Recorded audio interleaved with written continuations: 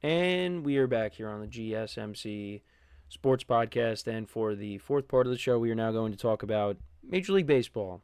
So here we are. We are a couple days away from the start of the season.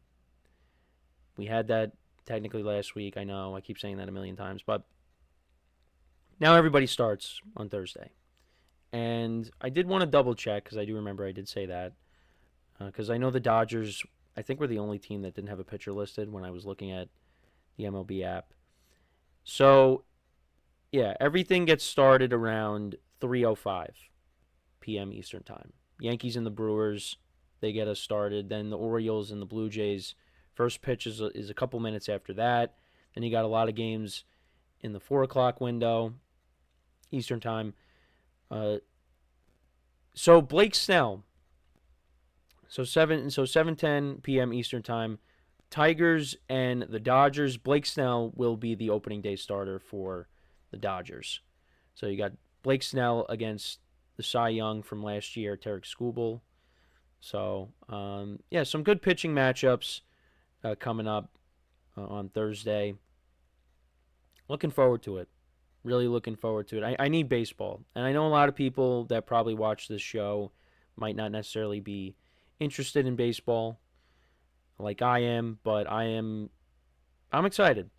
I'm excited, even though obviously with the team I root for, there's a lot going on, but it should be it's gonna be good. It's gonna be good until we get to July and I'm like, yeah, let's get to football season now, please. But there was a couple of other things I wanted to get to. So Gunnar Henderson of the Orioles, he's going to be on the IL with a intercostal strain, which he suffered on February 27th. Now, um, it should be a minimal stay on the IL. Now they're hoping he comes back quick. It's not a substantial amount of time. But, that is a big loss for the Orioles early on. And, for the Orioles, I think there's going to be some regression with them this year, particularly because of the pitching staff. I could be wrong on that. I think the lineup is still very good.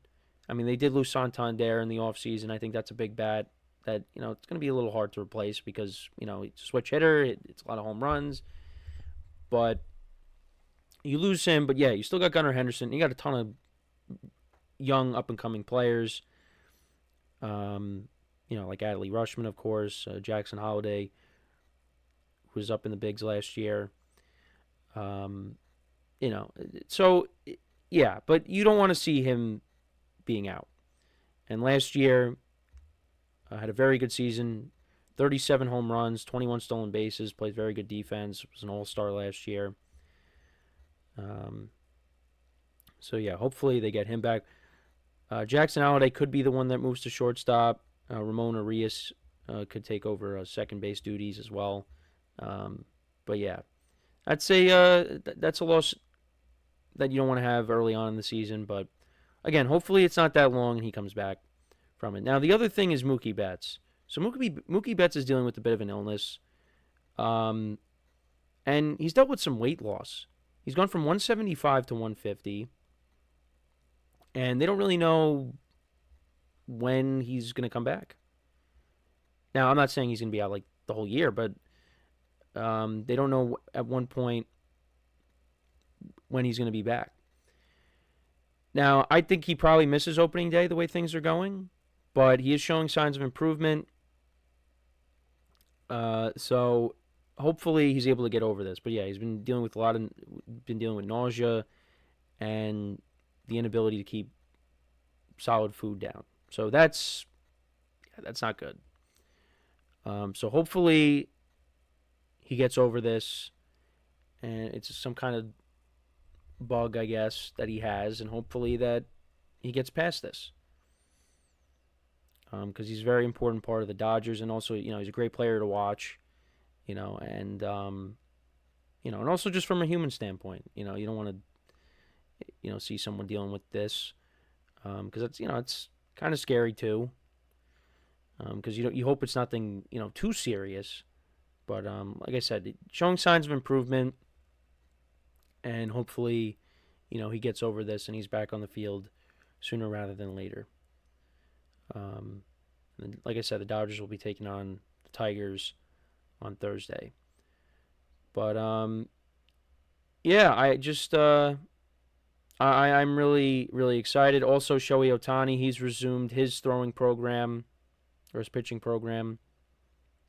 So at some point we are going to see him back on the pitcher's mound, and that is going to be something to really pay attention to because he didn't pitch at all last year.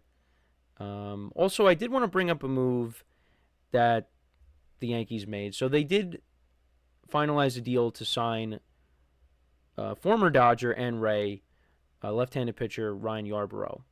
Now, I like this move because, well, the Yankees are dealing with a lot of injuries, but also he's kind of like a swing guy where he could start for you, but you could also have him in the bullpen. And the Yankees, they really only have one lefty in the bullpen, and that's Tim Hill. So, and you look at the way the Yankees rotation is set up right now, there's a lot of guys you look at in this. I mean, they got Carlos Carrasco and Will Warren are going to be on this team. And, because Clark Schmidt's on the IL, Luis Gil is on the IL, Garrett Cole's out for the year. Luis Gil's going to be out for several months. Clark Schmidt, you hope, is, back in, after, I guess, one or two goes through the rotation. But Yarbrough, like, he could come in, he could start, 3 or 4 innings. He can come in after, someone gives you 4 innings and, you bring him in, like I said, as that guy that can come in, be the swing guy, pitch, those middle innings, and then you have, your late bullpen guys, depending on if you're winning or not. So I actually do like that move a lot, and that's a guy that's given the Yankees a lot of problems in the past, so happy he's on their side. But, yeah, that was another minor thing that I wanted to bring up as well. But, nothing, I think there really hasn't been any. Well, actually, Shane McClanahan ended up leaving his spring training start. The Rays left-handed pitcher. And, he's one of the better pitchers in baseball. Obviously missed last year. Tommy John surgery. But yeah. Ends up getting hurt. Something happened in the 3rd inning. Left triceps. So, yeah, I mean, it's frustrating. Because this has happened to so many players where, you come back from being out for so long with injuries, you finally make it back, and now you get hurt again. And, if the Rays are going to do anything this year, he's going to be a part of that. But now he's going to be out. And like I said, we don't know exactly when he's going to be back. So hopefully he's back soon. But again, it's uncertain as to where he is going to end up. Actually, we did have a trade recently as well. So I think it was the Guardians. They acquired Nolan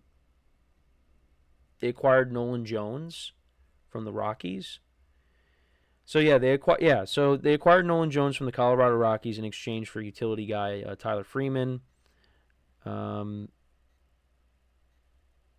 he actually was a top prospect for the Guardians, and they traded him back. In 2023, he had 297, 20 home runs, and a 931 OPS. So they're hoping that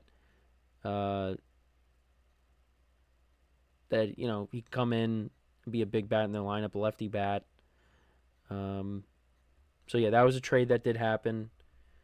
They also gave Tanner Bybee a contract extension, a 5-year contract for at least $48 million with a club option for 2030. He's 26 years old.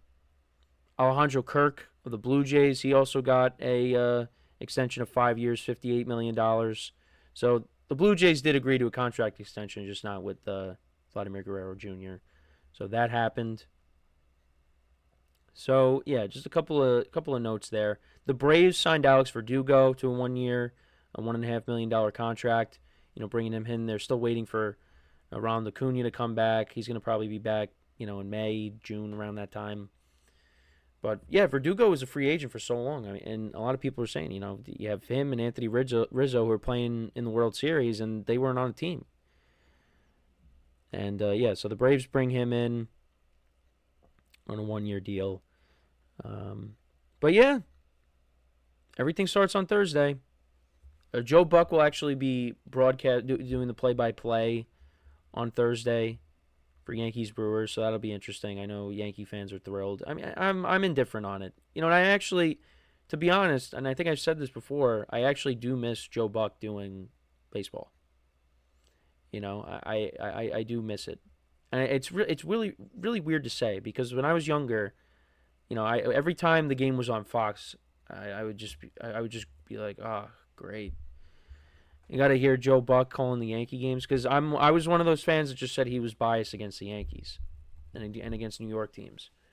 But the thing is, when Joe Buck is calling a game, it's a big game.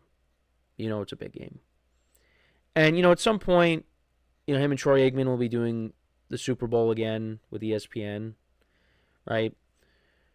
Because I got to be honest, I do miss when they would be doing the Super Bowl as well. But, so he'll be calling the game on Thursday. It's going to be weird not, having it on the Yankees network, the S network, because it's always been on the S network. That's never changed. Well, actually, I shouldn't say that. The COVID season, I remember it was on ESPN. But it'll be even stranger when you go back and you listen to the radio broadcast and you realize that John Sterling is not doing the play-by-play for radio. So yeah, that's gonna be weird. A whole year of no John Sterling. But it is what it is. Times are changing. But so that's just some notes from around baseball. It starts on Thursday. I will do predictions for tomorrow. We will predict, who's going to win the divisions, and maybe we'll do a World Series prediction. I don't know if I want to go that far. But, we'll talk more baseball tomorrow. We'll talk baseball on Thursday. We'll preview the games, the pitching matchups. So it'll be an exciting time next couple days here. So we are going to take our final break of the show now. And then when we come back, we will talk about the Cincinnati Bengals. We'll talk about their season and what they've done in the offseason so far. So with that being said, for one final time today, stick around, and we'll be right back here on the GSMC Sports Podcast.